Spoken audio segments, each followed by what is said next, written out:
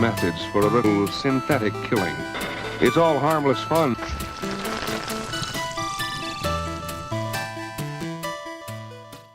What's up, everybody? Brian here with the Nerd Theory channel, going to do a video review on Xenoraid that's coming out on the PS4 on November 8th. So hopefully the same day that you're hopefully listening to this or watching this.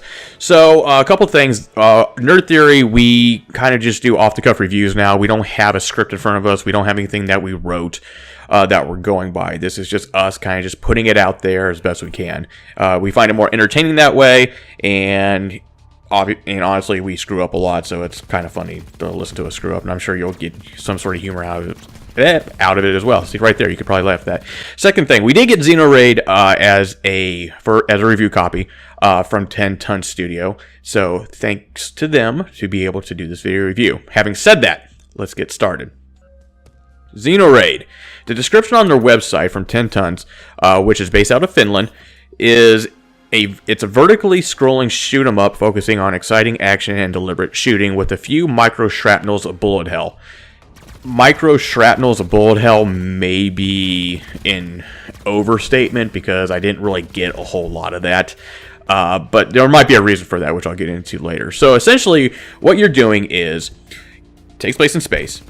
And there are 5 different areas within the game, and each area is a space station that could be located around the moon. It could be, on Earth, just depending on, what stage you're at.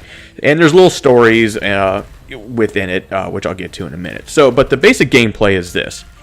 You start off with 4 ships. You have 4 ships to your fleet.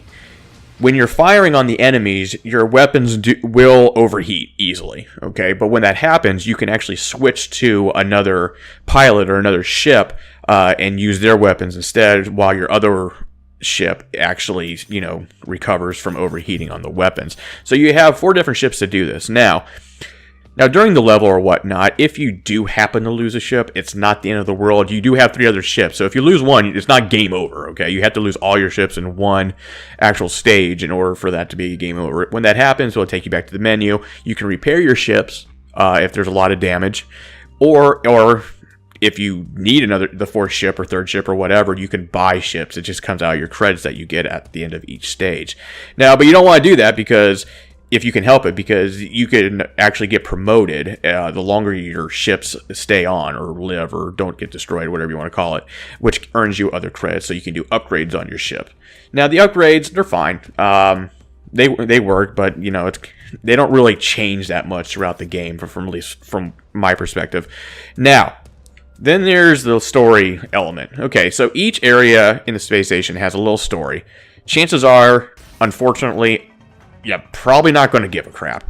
And the thing that got it for me is in the second world, I don't know if they were trying to be funny about it or what, but there's this AI robot that you're talking to, or not you personally, but the character's talking to. And he keeps on referring to him as a rust bucket or something like that, and I don't know if that's just meant to be funny or not, because I could have sworn this was supposed to be taken a little bit more seriously, but it's not. The art's in it's fine for what it is. My biggest problem with Xenoraid is that it's very monotonous. The stages, like each stage you go through, or not stage, each area has 10 levels or stages, actually. Except for the first one, because that one's a little bit less, but overall it's around 10.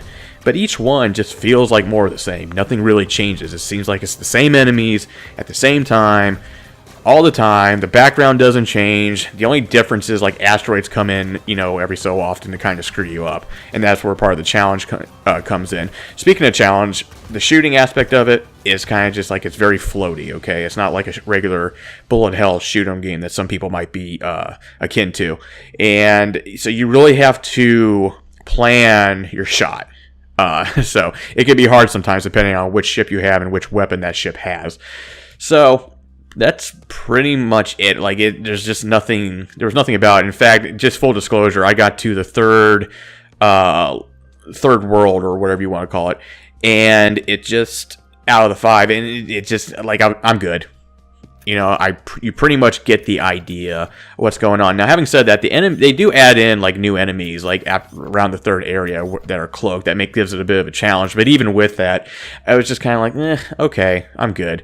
And I haven't really gone into 4th or 5th area, so So you can take this with a grain of salt, but for me, it just wasn't enough to keep me going. Having said that, there is a survival mode in the game that's actually can be pretty fun, and I should also add too that there is co-op in the game. So I didn't do any of the co-op because no one was around at home for me to try it out with. So I will say that co-op could just brought a whole new level of fun to the game for all I know.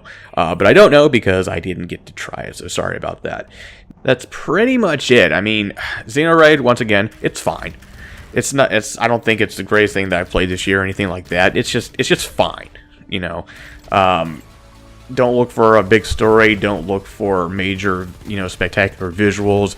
If you just want a space game where you're shooting other alien ships or crafts or whatnot, then have at it. I'm sure you'll like it that way. But for me, it just wasn't enough in there to keep me enticed. And because of that, I'm going to give it a 2.5 out of 5. It was okay. So thanks for listening, everybody. Sorry I kind of bumbled through that, but that's kind of the thing with these reviews that we do now. So please, in the upper left-hand corner, there's probably an icon for you to click on to subscribe easily. So please do that if you don't mind. Please like, share the video, and all that good stuff. Did you like the game more than I did? Maybe, hopefully you did. If so, or even if not, just let me know in the comments below. And with that, I am Brian. This has been Nerd Theory's review of Xenoraid, and we're out. What's going on, everybody? Brian here with the Nerd Theory channel and MPG podcast. If you like what you saw, please support us on Patreon at www.patreon.com/nerdtheory.